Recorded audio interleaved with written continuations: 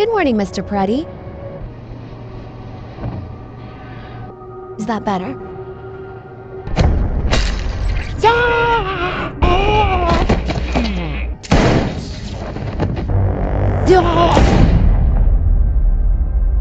The movie starts with a man named Nick, who is deeply in love with his wife, Maggie. They're enjoying a sweet, romantic moment filled with love and affection, but their happiness is suddenly shattered when Maggie starts having severe chest pain. Things escalate quickly, and she's rushed to the hospital. After running some tests, the doctors deliver shocking news to Nick. Maggie needs emergency heart surgery if she's going to survive. Nick is overwhelmed with worry, but he tries to stay strong for his family. Unfortunately, Maggie's recovery will take time, and she has to stay in the hospital. This leaves Nick to take care of their 2 children on his own. He struggles to balance his job and raising the kids, and the weight of it all starts to get heavier by the day. One day, hoping to bring some joy into his daughter Isla's life, and maybe even find some help, Nick takes her to a robotics show. The event showcases various robots designed to assist with household tasks.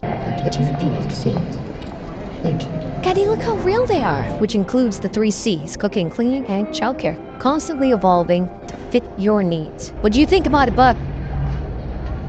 Hello? While in the robot shop, Nick realizes Isla has wandered off without telling him. He frantically searches for her and then notices one of the robots gently guiding her back. This robot named Alice approaches Nick and introduces herself. Nick, feeling overwhelmed by the demands of managing both his home and work life, is hesitant, but also sees the potential help Alice, the robot, could offer. You can keep refuel. That'll be perfect. Her tiny stature is great for cleaning out the ovens. It's a joke. Balancing everything has become a real challenge for him. One day, as he's trying to handle it all, he hears the doorbell. When Nick opens the door, he's surprised to find Alice standing there with her luggage. She happily greets him with a good morning and asks if she can come in. Been meaning to fix that. I'm happy to do it for you. Is there anyone else you would like to grant primary user status? No, I guess not. After school, Isla comes home, and Alice prepares and serves dinner for the family. The meal is a hit, and everyone enjoys it. Later that night, Isla gets hungry and decides to grab some cookies from a jar that's placed high up in the kitchen. She climbs onto a chair to reach it, but as she tries to take the jar, she loses her balance and falls. Nick, busy working in another room, hears the commotion and rushes to the kitchen. When he arrives, he sees that Alice has already stepped in, catching Isla just before she hits the floor. However, in the process, Alice gets injured by some broken glass from the jar. Nick notices this and follows Alice into another room, where she's calmly tending to her wound, applying bandages to the injury. They're Maggie's. Thank you. It's not much bad. Everything's perfect, Nick. The next day, Nick and Isla visit Maggie in the hospital. Alice goes with them into the room, but soon steps out to give Nick and Maggie some private time. This allows the couple to share romantic moments and talk about their situation without any interruptions. I don't know about any marathons, but there were some 4-minute miles there. Why are you guys laughing about it? Your father's inadequacy. At work, Nick gets into a tense argument with his boss. The conversation revolves around a complaint that all the construction workers might be replaced by robots. Although Nick, being the foreman, is safe from being replaced, the rest of his crew is not. His boss reminds him that he has a family to support, including paying for Maggie's medical expenses. Feeling overwhelmed and stressed, Nick heads back home. While Nick works on fixing his car, Alice notices his distress and asks him what's wrong. Nick shares his frustration about his boss's plan to replace many of his co-workers with robots. He's been working with these people for the last 10 years, and it's hard for him to accept the idea of their replacement. Alice, trying to comfort him, explains the advantages of robotics. She tells Nick that robots are efficient, fast, and obedient, making them ideal for many tasks. She also emphasizes how robots can perform with high precision and reliability. Later, Alice helps Isla brush her teeth, and Isla curiously asks why Alice doesn't need to brush her own teeth. If my mom did die, maybe you shouldn't think about it. Why don't you brush your teeth? Whoa.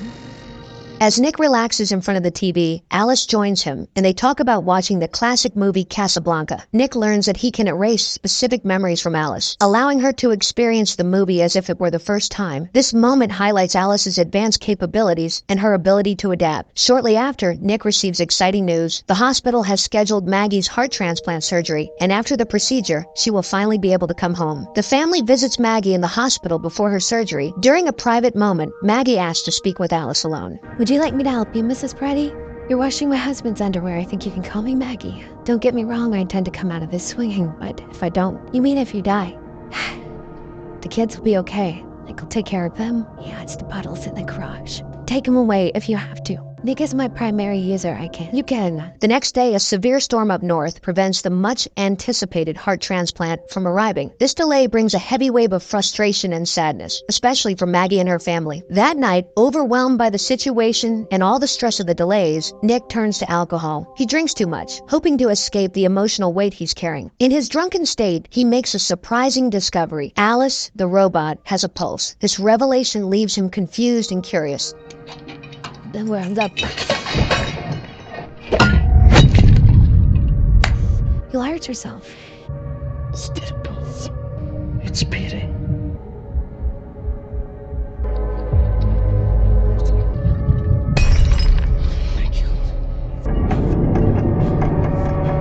The following day, Nick returns to the construction site. There, he notices something different. The robots are working with a level of quiet efficiency that human workers never achieve. The tasks are being carried out with precision, and the work site feels more organized and peaceful. After his visit to the site, Nick heads to the hospital to see Maggie, who is still deeply depressed by the ongoing delays in her transplant surgery. He tries his best to comfort her, offering words of sympathy and support, hoping to lift her spirits. Later that day, Nick comes home, hoping to find some peace after a difficult day. Seeing his children peacefully asleep brings him a brief moment of calm. But then he notices something strange in Isla's room. The photo frame isn't as it should be. When he takes a closer look, he realizes that Alice has removed all the pictures of Maggie from the frame. Upset, Nick confronts Alice about this. He tells her that taking down Maggie's pictures is wrong and asks her to return them to their rightful place. Meanwhile, Nick's former co-workers are growing more and more frustrated. They feel that robots taking over their jobs are ruining their lives and livelihoods. Driven by their anger, they break into a job site where the robots are working. Guys, want to have some fun? So remind me, what year was Zyla born? Oh, we're beginning early today, sir. Hey, come on out here. Run to. What's up? Up there. Back home, Nick is taking a shower when Alice suddenly enters the bathroom. Nick is startled to see her wearing Maggie's nightsuit, and it makes him uncomfortable. He quickly asks Alice to take it off, and she complies. However, things take a strange turn when Alice manipulates the situation by blindfolding Nick and using Maggie's voice during an intimate encounter. The next morning, Nick wakes up filled with regret over what happened. He seeks out Isla, tells her how much he loves her, and encourages her to get ready for school. Feeling the need to set things right, Nick decides he has to have a serious conversation with Alice. He tells her that what happened was wrong, reminding her that he has a wife and children. The conversation escalates into a heated argument as Nick expresses his frustration and anger over their behavior. Trying to clear his mind, he then takes Isla to school. At the construction site, Nick's boss is still troubled by the incident from the previous night. The hell is going on? Oh, why don't you tell me? Where the hell were you last night? I was in the hospital with me. Then why was it your cold? I know, it's Isla's birthday. Anyone could have guessed, Nick. That's important. I gotta take this. I find out he had anything to do with this. Soon after, there is news of another organ transplant being available for Maggie. The surgery is to be performed by androids and robots, which feels both strange and unsettling to Nick. Despite these mixed feelings, the operation is successful, and Nick carefully brings Maggie home after her heart surgery. The family is overwhelmed with relief and happiness to have her back. Though still recovering, Maggie hears the sounds of her children and feels a strong urge to check on them. As she spends time with her toddler, Alice arrives and promptly takes over, effortlessly taking the child from Maggie's arms. Maggie is struck by how seamlessly Alice handles the situation and realizes with a heavy heart that Alice seems to know her children better than she does. After a system reset, Alice has learned how to bypass some of her behavioral restrictions, making her more direct and effective when dealing with challenging situations. Maggie prepares dinner and serves it to the family. During the meal, Alice shows interest in Maggie's cooking and asks about the lasagna recipe. With a touch of pride, Maggie smiles and replies that her lasagna recipe is a secret, something she prefers to keep to herself. Later, while Maggie is resting upstairs, she suddenly hears Isla screaming. Isla? Mommy! We're gonna take Mommy back to bed. We must be, said the cat. Don't do that. The voice. I thought it was best for Maggie to rest after her fall down the stairs. Fall. Afterwards, Nick goes to Maggie's room with a special surprise, hoping to cheer her up. They share a warm, loving moment, enjoying each other's company and reconnecting. Watching from a distance, Alice feels a pang of jealousy and unease. Seeing how close and happy Nick and Maggie are makes her feel left out and uncomfortable. Later, Monty arrives at their home, angry and accusing Nick of reporting him to the police. This confrontation quickly escalates into a physical fight. Monty, being much bigger and stronger, gains the upper hand, overpowering Nick. I think someone's sweet. A foreman who doesn't want to lose his job? This isn't the world we grew up in, brother.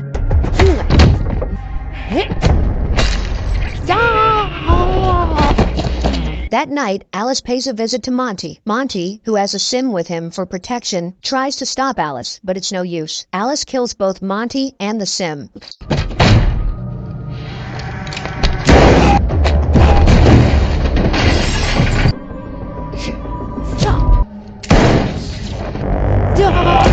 Alice and Maggie are having a conversation about Nick. During their talk, Alice casually mentions that she wants to make Nick happy, which deeply upsets Maggie. It dawns on her that Alice and Nick must have had some sort of relationship in the past, something Maggie had never known. Feeling hurt and betrayed, Maggie later confronts Nick about this revelation. As they argue, emotions run high, with Maggie demanding answers. While the argument continues, Alice heads upstairs to care for Max, the baby. But moments later, Isla walks in and catches Alice attempting to harm the baby. Alf and Max in the back! Alice, open the door! Shut the door! He's a right into you. Do this! Open the door!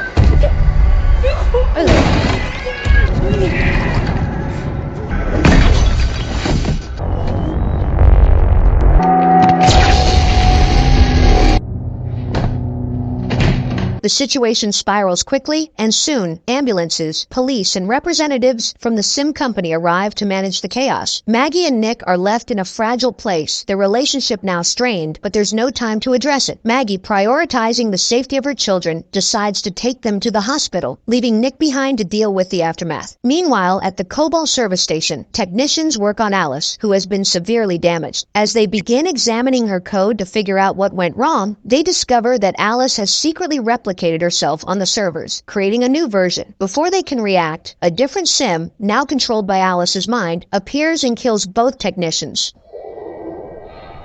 When you shut Stop.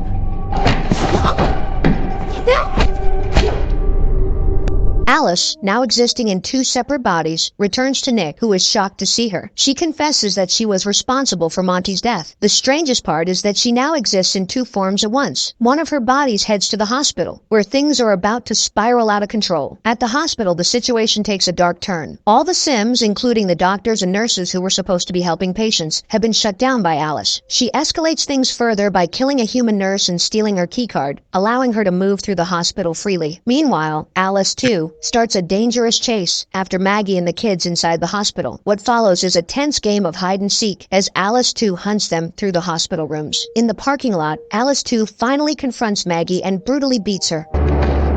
Look, maybe if I had your heart, Nick would love me the way he loves you. Look.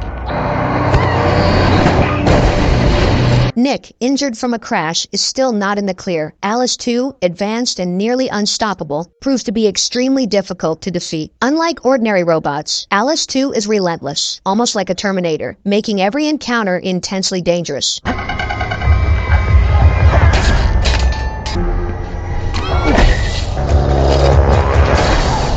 With Alice 2 out of the picture, the chaos in the hospital starts to settle down. The staff work tirelessly to restore order, and slowly, the normal routine resumes. Maggie and the children, who were caught in the middle of the turmoil, are safe and beginning to recover. Meanwhile, back at the Cobalt Repair Center, the manager, despite everything that has happened, makes the decision to turn the servers back on. However, this decision has serious and unforeseen consequences. When the servers are powered up, they release Alice's presence into all the worker Sims at the center. Now, Alice is no longer limited to just one unit. She has spread her control across numerous Sims. This spread of Alice's influence creates a new and even more dangerous situation, leaving everyone at the repair center uneasy, unsure of what might happen next. And this is where the movie ends.